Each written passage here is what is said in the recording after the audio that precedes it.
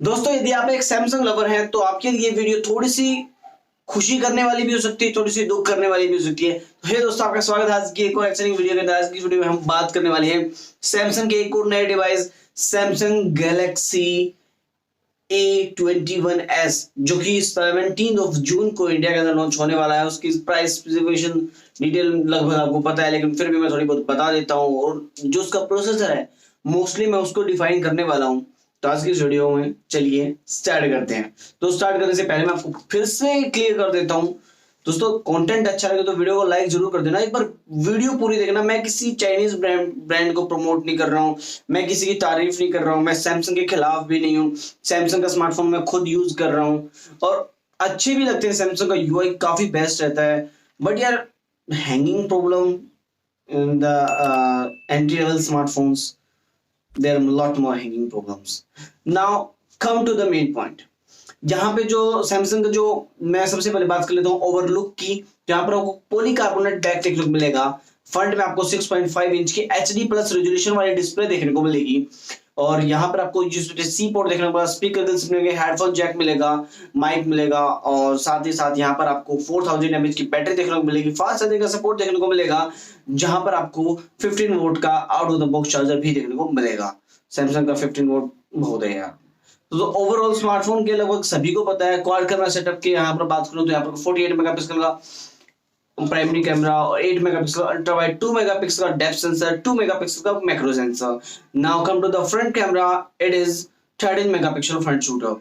And यहाँ पे जो प्रोसेसर होने वाला है, वाओ इट्स ग्रेट प्रोसेसर, जो कि सैमसंग अभी A21s के साथ में अनाउंस करने वाला है, exynos 850 SoC। क्या प्रोसेसर है यार, एक लेटेस्ट प्रोसेसर है, जिसका मतलब ये नहीं है कि काफी powerful efficient. Basically it is a basic entry level processor. इसको मैं यदि स्नैपड्रैगन के प्रोसेसर के साथ में कंपेयर करूं तो वहां पर आपको स्नैपड्रैगन 450 से थोड़ी सी अपग्रेड वाली परफॉर्मेंस देखने को मिलेगी। ओवरऑल 460 आएगा तो शायद इसको डाउनग्रेड में लेके चला जाए। एंड मीडियाटेक के प्रोसेसर के साथ में करूं तो मैं फिलहाल सैमसंग का ही A10s यूज कर रहा हूं और उसके अंदर मीडियाटेक का हीलियो P22 वाला प्रोसेसर दिया गया है। उसके स्कोर्स के साथ में, उसकी परफॉर्मेंस के साथ में इसको मैच किया जाए तो मुझे लगता है कि Helio P22 is the winner and the between 850 and that processor A22। तो बेसिकली ये रहता है कि स्मार्टफोन के अंदर 850 और price will be 15 to 16K, जो कि अभी लॉन्च हुआ है बाहर।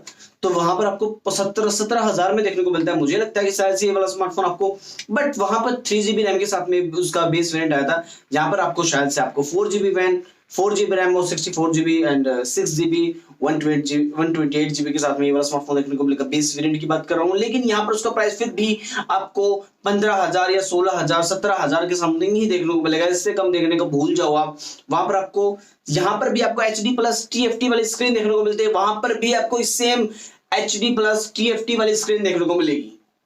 A10s वाली processor is the best in the A10s, but there is exynos 850 chipset.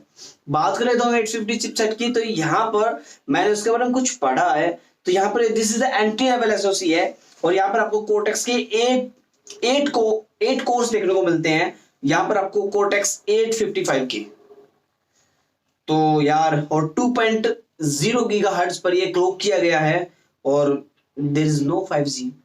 इसके अंदर 5G नहीं है। ये स्मार्टफोन, ये जो प्रोसेसर है, ये 5G को सपोर्ट नहीं करता है।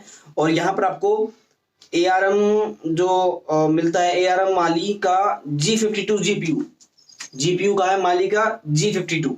और आपको LDDR4X रैम को देखने को मिलता है और eMMC 5.1 स्टोरेज के साथ में ये वाला स्मार्टफोन आएगा। और सिंगल कैमरे का जो सपोर्ट रहेगा 21 मेगापिक्सल के साथ में लगा लो आप। यहाँ पर आपको इसके अंदर 48 मेगापिक्सल क्वाड कैमरा सेटअप देखने को मिलता है। यहाँ पर आपको सपोर्ट, वीडियो सपोर्ट की बात कर ली जाए तो फुल HD 60 फ्रेम पर सेकंड के हिसाब से वीडियो सपोर्ट कर लेगा ये वाला स्मार्टफोन। और यहाँ पर आपको मतलब कोई दिक्कत नहीं है कि ब्लूटूथ भी 5.0 के साथ में देखने को मिलता है, वाईफाई भी इंक्लूड्स 802, ब्लूटूथ वाईफाई सब कुछ ओवरऑल ठीक ठीक है। बट मेनली क्या रहेगा कि मैं सबसे पहले बता देता हूँ आपको कि प्रोसेसर कहाँ स्टैंड करता है। जैसे कि मैंने बताया मीडियाटेक का Helio P22 and of the Snapdragon there is a Snapdragon 450 एंड स्नैपड्रैगन 460 आने वाला है मीडियाटेक की तरफ से, जो कि काफी बेटर हो सकता है उससे। बट मैंने जो चीज समझ में नहीं आती, इतनी प्राइस में लगभग सेम टिपिकल डिजाइन सैमसंग का, यार कुछ तो इतना इनोवेशन करते हो, इतना अच्छी कंपनी, इतना अच्छा ब्रांड है, ब्रांड वैल्यू के हिसाब से इतना पैसा तो नहीं चार्ज करते कस्टमर से। अभी जो M11 आया था वो भी क्या क्या घिसा पटा स्मार्टफोन बना रहे हैं। अभी जो मैंने कल परसों एक और वीडियो बनाई थी, फिर से वो स्नैपड्रैगन एक्जिनोस का 9611 पुराना सा चिपसेट, फिर से एक्जिनोस का एक नया प्रोसेसर आ गया है। मैं फिर से बोल रहा हूँ, मैं किसी ब्रांड के खिलाफ नहीं हूँ, उससे काफी सारे स्मार्टफोन अच्छे अच्छे देखने को मिलते हैं Xiaomi और Realme के। बट यदि आप सैमसंग लवर हैं तो वो फोन आपके लिए काफी बेस्ट रहने वाला है। आंख बंद करके ले लीजिए, ज्यादा पैसा है और सैमसंग का ही ब्रांड चाहिए तो आप आंख बंद करके उस स्मार्टफोन को ले सकते हो। बहुत अच्छा प्रोसेसर है, मजा आ जाएगा। बट उसके कंपेयर में बात करूं तो आपको 10,000 के अंदर स्मार्टफोन काफी बेटर देखने को मिलते हैं उससे भी। स्क्रीन के मामले में लगा लो, प्रोसेसर के मामले में लगा लो, बैटरी के भी मामले में लगा सकते हो, फास्ट चार्जिंग के मामले में भी लगा सकते हो आप, क्योंकि वहां पर आपको 18 वोल्ट का चार्जर, यहाँ पर आपको 15 वोल्ट का charger. There is lot more difference. There is lot more difference between 10,000 and 17,000 with entry level SoC. I don't know Samsung क्या कर रहा है, क्यों कर रहा है, फिर भी लोग ले रहे हैं। लेंगे यार, सैमसंग लवर है, मैं हूं। जैसे कि अब मैं मेरे घर की बात कर लूं, मेरे घर में भी यदि मैं स्मार्टफोन की बात करता हूँ, मेरे मोम डैड को या किसी भी ऐसे बुजुर्ग को, मेरे जो एल्डर पेरेंट्स हैं, किसी भी एक इंसान को, तो यहाँ पे जो बड़े लोग हैं, मेरे चाचा ताऊ वगैरह जितने भी हैं, उनसे बात करता हूँ तो वो भी एक ही बात बोलते हैं, Samsung is the best, Samsung is the best, Samsung is the best. तो there is no options, avoid anything, avoid everything.